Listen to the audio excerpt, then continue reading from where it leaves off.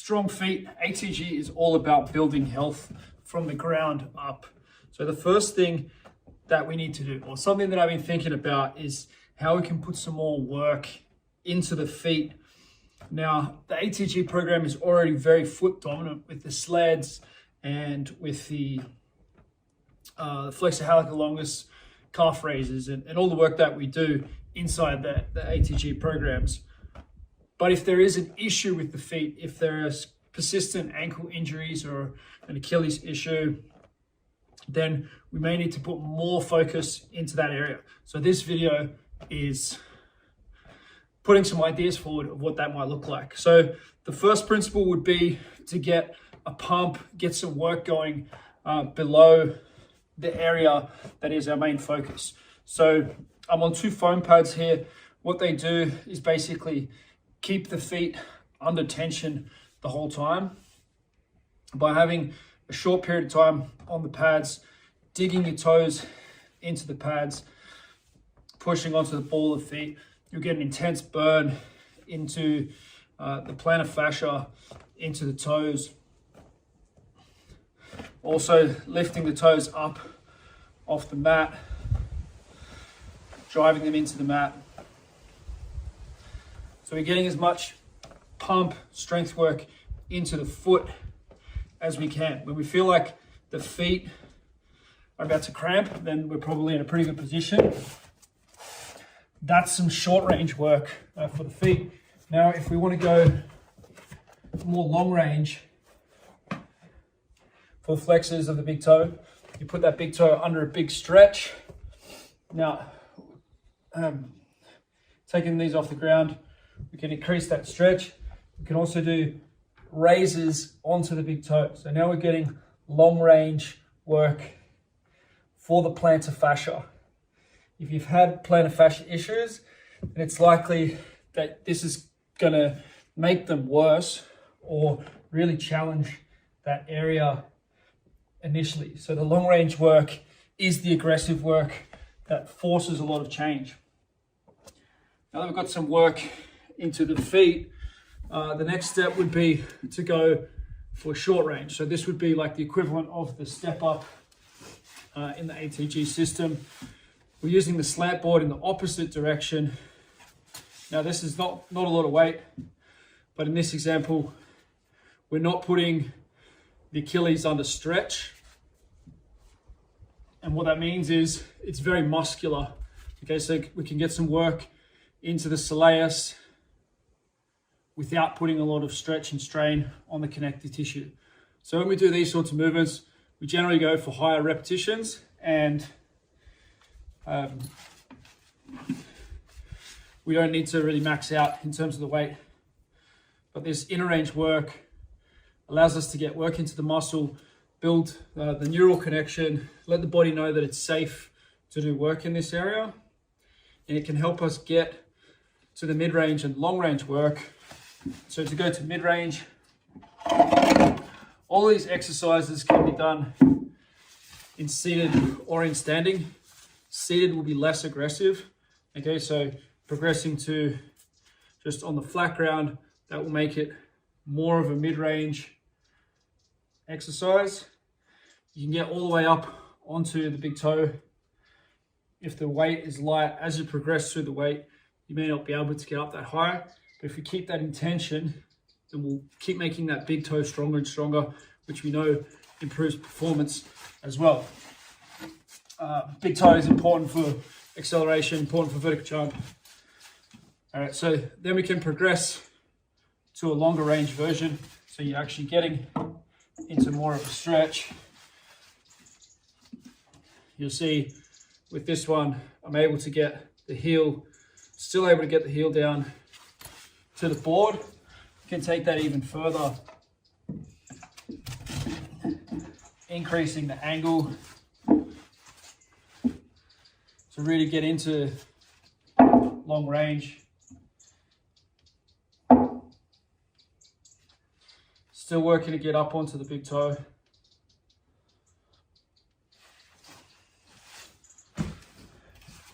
The same progressions then can be done in standing.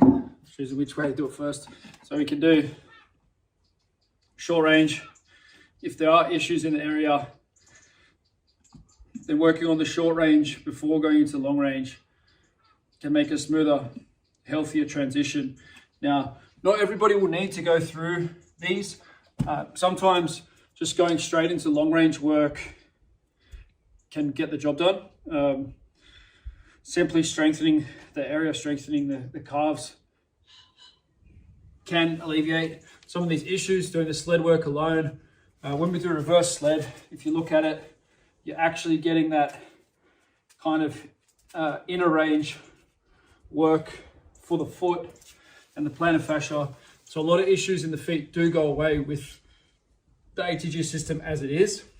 But what I'm putting forward here are some things that we might want to look at if we're not getting the result that we want. So if the issue is persisting, this is an expansion of how you could specialize for the feet or coming back from an Achilles injury, from an ankle injury, you might want to check off. Okay, so then this would become more extreme range. If we're getting the knee forward over the toe, then that's really that aggressive position where Achilles tendons do snap. The Ziani calf raise, if we're getting into those more explosively, that's really the aggressive kind of work that causes issues. Achilles generally snap when someone's running backwards. So they're running backwards and then boom, push off. They're running backwards, but momentum is going the other way and that knee's forward. So it really is like speed in that long range position. So that's why the FHL calf raise makes so much sense, but it's not necessarily the place that we would want to start if someone's coming back from issues in that area of the body. Some other food for thought here, because the ankle is potentially more complex. Now, some people will say, and I believe this is kind of a Poliquin philosophy of like the legs are dumb and the upper body is smart. So you need to give complexity to the upper body because of all the possibilities that we have in the shoulder joint and at the wrist. We use more exercises and we have to give more complexity to the upper body, which makes sense and I understand. And it makes sense that the hips and the knees don't need complexity, but potentially the highest of tolerance to volume and level of complexity is actually in the foot. Now, we don't need to be able to play the piano with the foot. We don't need extreme dexterity of the toes, but we probably may need more exercises. Now, Ben's put forward a lot of exercises with the dumbbell strapped to the foot, which make a lot of sense. Ziani has come back from Achilles injury to be able to dunk again. He's a big fan of work on the slant board. So I'm putting forward that idea of using the wedge. There is work, I think it's maybe Gary Ward, someone Ward. I'm sorry if I mess up the name. You can let me know who that is if you know. But there is work, that's been done around sort of wedges and around the foot. But Ziani for sure has had great results with using the wedge. So if you're doing step ups, if you're doing calf raises on these angles, then you're going to give that different stimulus to the foot and obviously to the tibialis posterior, behind the shin bone, the peroneals down the side here. So I do think there's something to spending time on the slant board laterally. You probably want to have shoes on. The sandpaper is pretty rough on the feet. And the other one that I had for you is the use of the pipes or the rails in the Marinovich system. It's no longer available, but the Marinovich work is really interesting work to check out. They use a lot of pipes. You'll see in the Ito Portal system, they're doing a lot of rail balancing in their shoes up on high rails. It's not exactly the same concept, but the idea of using a thin pipe to open up the feet to stretch between the bones. Probably something that we should be looking at. Also really good to put pressure into the plantar fascia. We're meant to be walking on rough surfaces.